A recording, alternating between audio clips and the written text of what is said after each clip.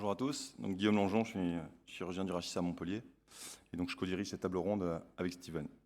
Donc moi je voulais vous parler des études comparatives en chirurgie et la première question c'est pourquoi se comparer. Donc je vais vous donner des exemples pour essayer d'illustrer mes propos. La première étude que je vous montre, c'est une étude qui veut évaluer l'efficacité d'un traitement sur une nouvelle maladie. Comme critère de jugement, on passera le nombre de passages au stade grave de la maladie. Et donc, cette étude a 80 patients traités et 16 patients font une forme grave. Alors, comment interpréter cette efficacité? Il y a une façon de dire que c'est que 16 patients, donc c'est une bonne chose. Et puis, il y a une autre façon de dire que c'est quand même 16 patients, donc c'est difficile finalement d'interprétation. À noter quand même que les auteurs disent nous avons montré une efficacité de traitement sur la nouvelle maladie. Je pense que là, on est dans le spin parfait. Deuxième étude, toujours pareil, toujours cette maladie, il y a un traitement, toujours le même, et on se pose la question de si ça marche. Sauf que cette fois-ci, on a un groupe contrôle. Sauf que le choix du contrôle, il est fait si le patient refuse le traitement ou s'il y a une contre-indication au traitement. Cette fois-ci, on évalue par un test spécifique s'il y a encore la maladie.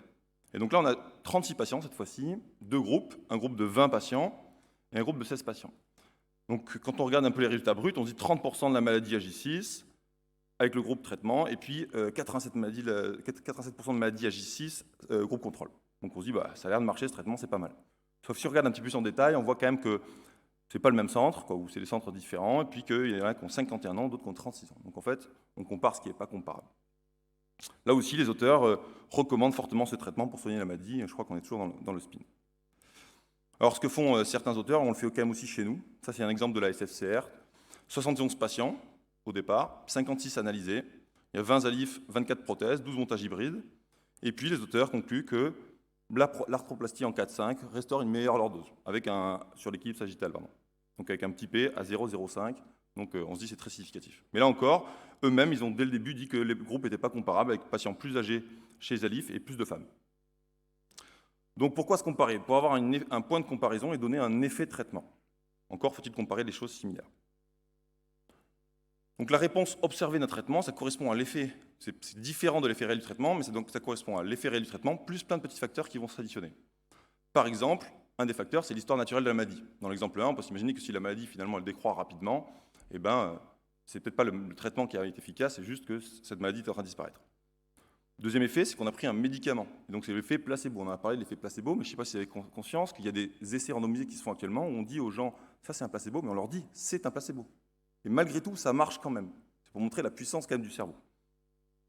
L'autre effet qui peut aussi être intéressant, c'est l'effet outward. C'est l'effet accordé au fait qu'à partir du moment où vous dites à des patients, ils sont dans une étude, on les regarde, et ils vont changer leur façon d'être, et ils vont être meilleurs ou ils vont mieux répondre au traitement. Donc il y en a plein des facteurs comme ça, je vous en ai donné 3 pour exemple. Ce qui nous amène aux essais contrôlés randomisés, qui donc est le gold standard et qu'il faut essayer de faire.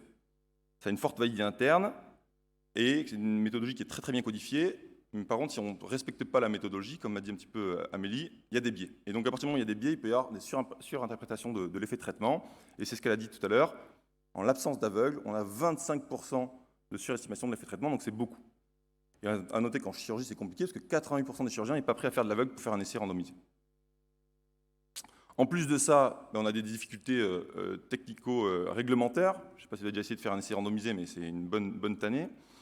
De plus, la difficulté la diffusion de la technique est un souci. Ça a été montré ça sur la cœlioscopie.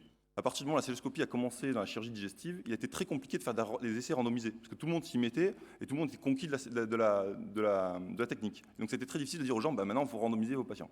Donc ça, c'est souvent ce qu'on dit, il faut randomiser dès le premier patient. Il y a aussi un vrai biais qui est le fait de la préférence du chirurgien. Clairement, on a une préférence et donc c'est compliqué de se remettre à dire finalement je vais faire des open TELIF alors que je faisais des mini TELIF. Le côté irréversibilité de la chirurgie donne des limites aussi aux essais randomisés. Et puis on a parlé déjà de l'aveugle. Et donc, qu'est-ce qui s'est passé? Il y a deux études dans le New England en 2000 qui sont amusées à regarder qu'est-ce que donnaient comme résultat les études observationnelles et qu'est-ce que donnaient les essais randomisés, tout ça en chirurgie. Et en fait, ils se sont aperçus que dans la littérature, il n'y a pas de différence. C'est-à-dire que probablement les essais de randomisés sont de mauvaise qualité et ils donnent des résultats qui sont très similaires finalement aux études observationnelles. Donc, on se pose la question de l'intérêt des études observationnelles. On félicitera quand même 6 études de la SFCR qui sont donc des essais randomisés et qui ont été publiées plutôt dans des bonnes revues.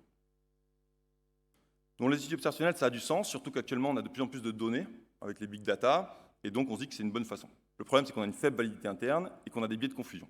Alors, il existe des techniques d'ajustement qui permettent de limiter ce genre de choses. Et ça, c'est un papier qu'on avait fait donc, dans le cadre de mon master, qui montrait qu'il y a une technique qui s'appelle le score de propension, qui est une technique d'ajustement qui est très puissante et qui marche très bien. Donc, on a montré pareil que ce qui a été montré un petit peu plus tôt dans New England, que si on compare les essais randomisés classiques en chirurgie avec les études observationnelles avec score de proportion, finalement, pareil, de la même façon, on n'a pas tellement de différence de résultats. Ou du moins, on a des résultats dans un sens, des résultats dans l'autre, mais on ne peut pas dire que c'est toujours l'essai randomisé qui fait mieux. Et donc, je pense que les études observationnelles bien faites ont une place en chirurgie. Alors, bien faites. Le problème, c'est que nous, par exemple, sur la CFCR, on n'a que 44 études sur les 198, un échantillon de 52 malades en moyenne, avec des observateurs indépendants quasiment jamais. Donc, on a une faible qualité méthodologique, nous, sur nos études observationnelles. Donc, juste pour conclure, l'essai randomisé reste le gold standard. Je ne veux pas passer le message comme quoi il ne faut pas en faire, c'est juste que c'est difficile, ça demande pas mal de choses, mais je pense que c'est le gold standard et c'est la meilleure façon de répondre à une question. Maintenant, si c'est difficile, si vous avez d'autres solutions, il y a donc les études observationnelles, pour lesquelles il faut utiliser des techniques d'ajustement puissantes, voire maintenant avec des techniques de machine learning ou d'intelligence artificielle, ça risque d'être encore mieux. Mais ça demande d'être bien organisé, et donc je vous félicite parce que vous étiez à 78% de bonnes réponses par rapport à ce topic. Merci.